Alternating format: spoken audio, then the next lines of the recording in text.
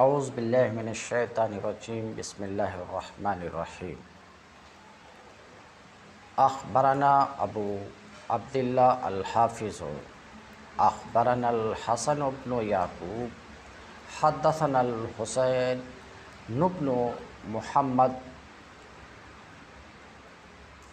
القبانی حدثنا محمد بن بشار حدثنا یحییٰ حدثنا یزید بن کیسان حدثنی ابو حازم عن ابی ہریرہ قال قال رسول اللہ صلی اللہ علیہ وسلم لعمہ قل لا الہ الا اللہ اشہد لک بہا یوم القیامہ فقال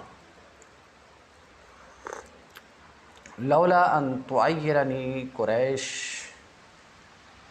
انما حملہ علیہ الجزع لاقررت بها عینک فانزل اللہ عز وجل انک لا تہدی من احببت ولکن اللہ یہدی من یشاء رواہ مسلم فی الصحیح عن محمد بن حاتم عن یحییٰ بن سعید۔ باب العلم انواریہ ایجوکیشنل سوسائٹی و جامعہ انواریہ حیدرآباد انڈیا کے زیر اہتمام اللہ تعالیٰ کے فضل و کرم سے شعب الایمان للبیہقی کا درس قسط وار جاری ہے۔ آج کا درس شروع ہوتا ہے شعب الایمان کی حدیث نمبر 90 سے۔ حافظ ابو بکر بیہقی کہتے ہیں خبر دیے ہم کو ابو عبداللہ حافظ وہ کہتے ہیں خبر دیے ہم کو حسن بن یعقوب وہ کہتے ہیں حدیث بیان کی ہم سے حسین بن محمد قبانی وہ کہتے ہیں حدیث بیان کی ہم سے محمد بن بشار وہ کہتے ہیں حدیث بیان کی ہم سے یحییٰ وہ کہتے ہیں حدیث بیان کی ہم سے یزید بن کیسان وہ کہتے ہیں حدیث بیان کی مجھ سے ابو حازم وہ روایت کرتے ہیں ابو ہریرہ رضی اللہ تعالی عنہ سے وہ کہتے ہیں رسول اللہ صلی اللہ علیہ وسلم نے اپنے چچا سے فرمایا۔ چچا سے مراد یہاں پر آپ کے پیارے چچا ابو طالب ہیں۔ میں پیارے کا لفظ اس لیے رکھا کہ ابو طالب حضور کے پیارے چچا تھے۔ خود قرآن میں اس بات کی وضاحت ہے من احببت کا لفظ مستعمل ہوا ہے آپ کے چچا ابو طالب کے لیے، تو خود اللہ رب العزت نے اس بات کی وضاحت کر دی کہ ابو طالب حضور کے جناب ابو طالب حضور کے پیارے چچا تھے۔ تو قال رسول اللہ صلی اللہ علیہ وسلم لعمہ رسول اللہ صلی اللہ علیہ وسلم نے اپنے چچا ابو طالب سے فرمایا ان کی موت کے قریب وقت کیا فرمایا؟ قل لا الہ الا اللہ، اے چچا لا الہ الا اللہ کہیے، اشہد لک بہا یوم القیامہ کہ آپ کے حق میں اس کلمے کی قیامت کے دن میں گواہی دوں گا۔ یہاں پر جو روایت آپ نے سنا اور آگے کا ٹکڑا بھی سن لیجئے، لولا ان تعیرنی قریش،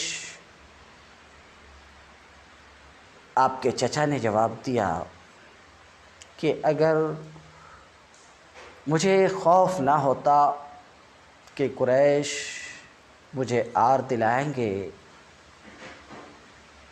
کہ موت کے ڈر سے ابو طالب نے کلمہ پڑھا، تو اے میرے بھتیجے میں ضرور یہ کلمہ پڑھ کر تمہاری آنکھ آپ کی آنکھ ٹھنڈی کرتا۔ فانزل اللہ عز وجل، پھر اللہ تبارک تعالیٰ نے یہ آیت نازل فرمائی इन्नक ला तहदी मन अहबब्त वलाकिन्न अल्लाह यहदी मन यशा। ए महबूब, आप उसे हिदायत नहीं दे सकते जिसे आप महबूब रखते, उसे हिदायत नहीं दे सकते जिसे आप महबूब रखते। आम तौर से मुफस्सिरीन ने इस आयत की तफसीर में ये कहा है कि मन अहबब्ता से मुराद यहाँ पर जनाब अबू तालिब हैं। आम तौर से तकरीबन अक्सर मुफस्सिरीन ने यही कहा कि मन अहबब्ता से मुराद यहाँ अबू तालिब हैं। तो अगर अबू तालिब हैं तो ये अल्फाज मन अहबब्ता इस बात के ऊपर वाज़े तौर पर दलालत कर रहे हैं कि रसूलुल्लाह सल्लल्लाहु अलैहि वसल्लम अबू तालिब से महब्बत करते थे, क्योंकि ये बात तो रोज़े रोशन की तरह आया है जिससे कोई फ़र्द बशर जो इस्लामी तारीख़ से वाकिफ़ हो इनकार नहीं कर सकता कि अबू तालिब रसूलुल्लाह सल्लल्लाहु अलैहि वसल्लम से बेपनाह महब्बत करते थे और इस महब्बत का उन्होंने इस महब्बत की पादाश में बड़ी बड़ी तकालीफ़ बर्दाश्त की हैं, बड़ी बड़ी तकालीफ़ बर्दाश्त की हैं। तो अबू तालिब रसूलुल्लाह सल्लल्लाहु अलैहि वसल्लम से महब्बत करते थे, रोज़े रोशन की तरह आया है। और अगर ये आयत उन्हीं के बारे में नाजिल हुई है तो अल्लाह रब्बुल इज़्ज़त की तरफ से भी वजाहत है कि रसूलुल्लाह सल्लल्लाहु अलैहि वसल्लम भी उनसे महब्बत करते थे। तो जब मामला ये है कि दोनों तरफ से महब्बत थी, दोनों तरफ से महब्बत थी, अबू तालिब रसूलुल्लाह सल्लल्लाहु अलैहि वसल्लम से महब्बत करते थे और रसूलुल्लाह सल्लल्लाहु अलैहि वसल्लम अबू तालिब से महब्बत करते थे। जब ये वाक़या है तो अबू तालिब के बारे में कुछ भी कहने से पहले ये बात हमारे पेश नज़र रहनी चाहिए कि ये वो शख्स है जो रसूलुल्लाह से महब्बत करते थे और ख़ुद रसूलुल्लाह इनसे महब्बत करते थे। इस वजह से इनके ताल्लुक़ से ज़बान खोलने से पहले ये बातें ज़हन के सामने रहना ज़रूरी है। वलाकिन अल्लाह यहदी मन यशा, लेकिन अल्लाह जिसे चाहता है हिदायत देता है। ये आयत बेशतर मुफस्सिरीन तो इसी बात के कायल हैं कि ये आयत अबू तालिब के बारे में नाजिल हुई है, मगर इमाम फ़खरुद्दीन राज़ी अपनी अज़ीम तफ़सीर कबीर मफ़ातिहुल ग़ैब में कहते हैं इस आयत में ऐसी कोई दलील नहीं है कि ये आयत अबू तालिब के बारे में नाजिल हुई है और इस आयत से अबू तालिब के कुफ्र पर, मौत पर इस्तिदलाल दुरुस्त नहीं है। ऐसा इमाम फ़खरुद्दीन राज़ी इस आयत की तफसीर करते हुए इस आयत के ज़ैल में समझ रहे हैं, अपनी किताब मफ़ातिहुल ग़ैब में तशरीह की है कि इस आयत से इस्तिदलाल करना कुफ्र अबी तालिब पर दुरुस्त नहीं है। इस आयत को दलील बनाना इस बात की कि अबू तालिब की मौत कुफ्र पर हुई है, ये इस्तिदलाल सही नहीं है। ऐसा इमाम फ़खरुद्दीन राज़ी अपनी तफसीर कबीर में फ़रमाते हैं। बहरहाल रवाह मुस्लिम फ़ी सहीह, हाफिज़ अबू बकर बैहक़ी कहते हैं इमाम मुस्लिम ने इसकी रिवायत की है सहीह में, किससे? मोहम्मद बिन हातिम से, यहया बिन सईद से। अभी आपने सुना ये हदीस जिसे हाफिज़ अबू बकर इमाम बुखारी से रिवायत कर रहे हैं, इमाम बुखारी से रिवायत कर रहे हैं, जिसमें इस बात की वजाहत है, जिसमें इस बात की सराहत है कि आपके चचा, आप सल्लल्लाहु अलैहि वसल्लम के चचा ईमान नहीं लाए। ये एक रिवायत है। आम तौर से اہل سنت اس بات کے قائل ہیں کہ ابو طالب ایمان نہیں لائے، مگر اہل سنت میں ایک خاطر خواہ مقدار ایسے لوگوں کی بھی ہے جو جناب ابو طالب کے ایمان کے قائل ہیں، اور بعض روایتیں ایسی ہیں جن روایتوں سے یہ بات معلوم ہوتی ہے کہ ابو طالب ایمان لائے۔ چنانچہ ابھی جو آپ نے سنا کہ ابو طالب کی وفات کے وقت نبی کریم صلی اللہ علیہ وسلم ان کے پاس تشریف لے گئے، ابو جہل اور عبداللہ بن ابی امیہ پہلے سے وہاں موجود تھے۔ آپ صلی اللہ علیہ وسلم نے فرمایا، انتقال کے وقت لا الہ الا اللہ کہہ لیجئے، میں خدا کے ہاں آپ کے ایمان کی شہادت دوں۔ ابو جہل اور ابن ابی امیہ نے کہا، ابو طالب، کیا آپ عبد المطلب کے دین سے پھر جائیں گے؟ بالآخر ابو طالب نے کہا، میں عبد المطلب کے دین پر اپنی جان دیتا ہوں۔ پھر نبی کریم صلی اللہ علیہ وسلم کی طرف خطاب کر کے کہا، میں وہ کلمہ کہہ دیتا لیکن قریش کہیں گے موت سے ڈر گیا۔ آپ صلی اللہ علیہ وسلم نے فرمایا، میں آپ کے لیے دعائے مغفرت کروں گا جب تک خدا مجھ کو اس سے منع نہ کر دے۔ یہ تفصیل ابن ہشام، طبری وغیرہ میں مذکور ہے۔ آخر واقعہ صرف ابن سعد نے بیان کیا ہے۔ ابھی جو آپ نے روایت سنی، جس کو ابھی میں نقل کیا، یہ بخاری اور مسلم کی روایت ہے۔ جس کو آپ نے سنا، ابن اسحاق کی روایت ہے کہ موت کے وقت ابو طالب کے ہونٹ ہل رہے تھے۔ حضرت عباس رضی اللہ تعالی عنہ نے کان لگا کر سنا تو نبی کریم صلی اللہ علیہ وسلم سے کہا، تم نے جس کلمہ کے لیے کہا تھا ابو طالب وہی کہہ رہے ہیں۔ ابن ہشام مطبوعہ مصر صفحہ 146 پر اس بنا پر ابو طالب کے اسلام کے متعلق اختلاف ہے کہ ابو طالب اسلام قبول کیے یا اسلام قبول نہیں کیے۔ تو ایک گروہ اس بات کے قائل ہیں کہ اسلام قبول نہیں کیے، اور ایک گروہ اس بات کے قائل ہیں کہ اسلام قبول کر لیے، جیسا کہ حضرت عباس کی روایت ابھی آپ نے سنا کہ حضرت عباس کہتے ہیں کہ جب کان لگا کر سنا تو ابو طالب کے ہونٹ ہل رہے تھے اور لا الہ الا اللہ کہہ رہے تھے۔ لیکن چونکہ بخاری کی روایت عموماً صحیح مانی جاتی ہے، اس لیے محدثین زیادہ تر ان کے کفر ہی کے قائل ہیں، لیکن محدثانہ حیثیت سے بخاری کی یہ روایت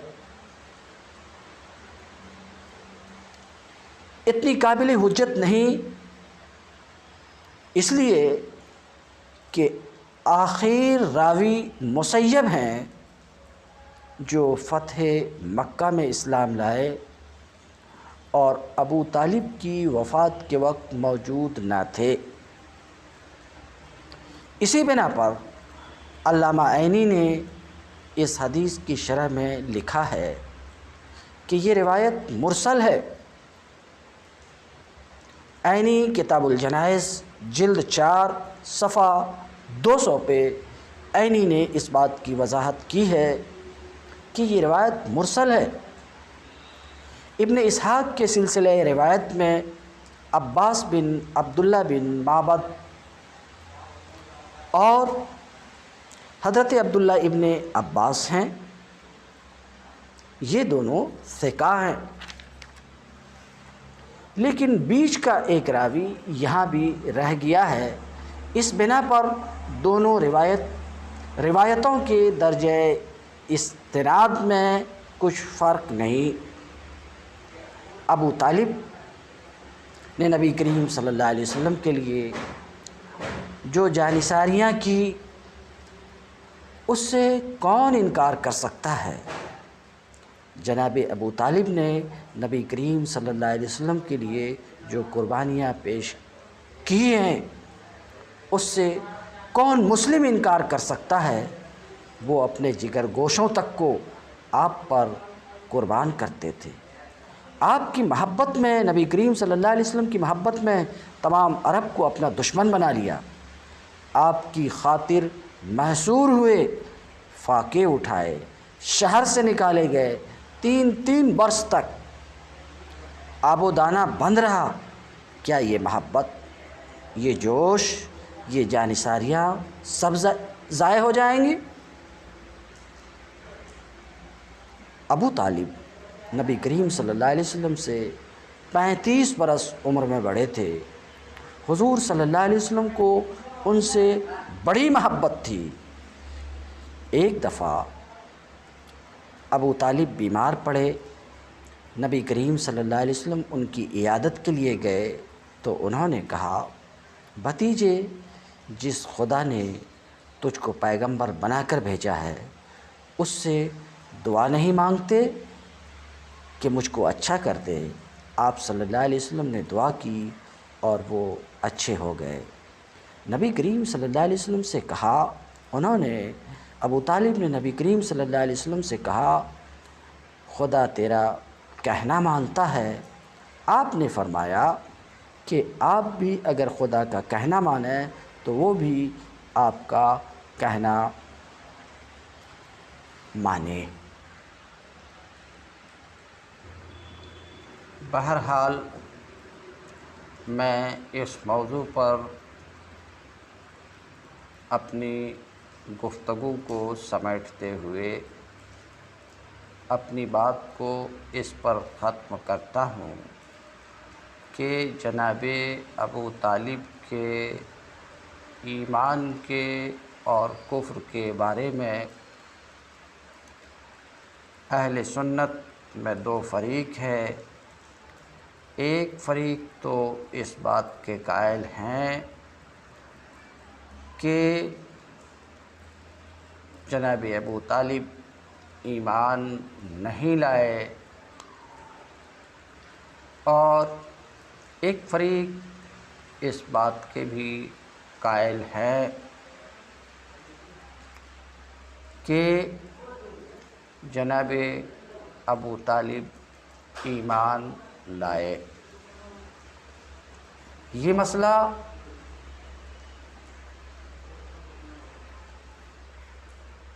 ضروریات دین میں سے نہیں ہے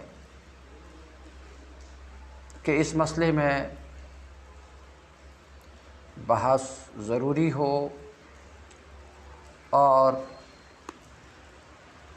اس بات کے اوپر ایمان ضروری ہو۔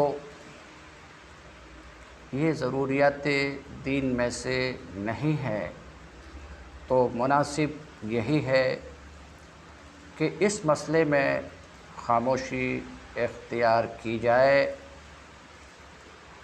اور اس مسئلے کو طول نہ دیا جائے، کیونکہ یہ مقام انتہائی نازک ہے،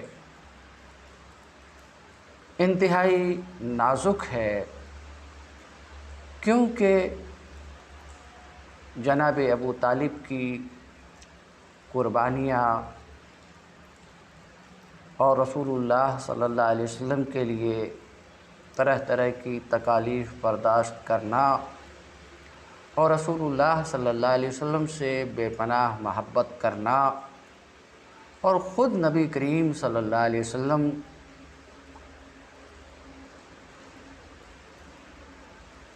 کا ان سے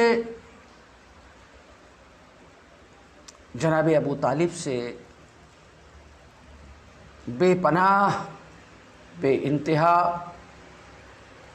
محبت رکھنا کہ نبی کریم صلی اللہ علیہ وسلم نے اس پورے سال کو جس سال جناب ابو طالب کا انتقال ہوا، رسول اللہ صلی اللہ علیہ وسلم نے اس سال کا نام عام الحزن رکھ دیا، غم کا سال رکھ دیا۔ تو ابو طالب کے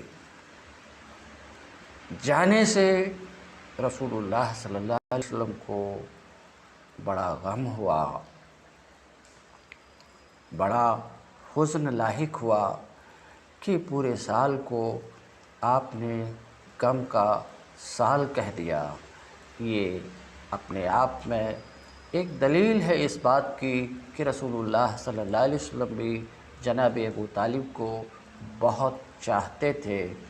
ایسی صورت میں ہم اگر اس مسئلے کو طول دیں اور اسی کو دین سمجھ بیٹھیں تو یہ ہمارے حق میں مفید ہونے کے بجائے خطرناک بھی ہو سکتا ہے۔ اس لیے میں یہ سمجھتا ہوں اور اپنی یہ رائے رکھتا ہوں کہ اس مسئلے میں سکوت اختیار کروں اور حقیقت کا علم اللہ کے حوالے کر دوں۔ واللہ عالم بالصواب، وآخر دعوانا ان الحمد للہ رب العالمین۔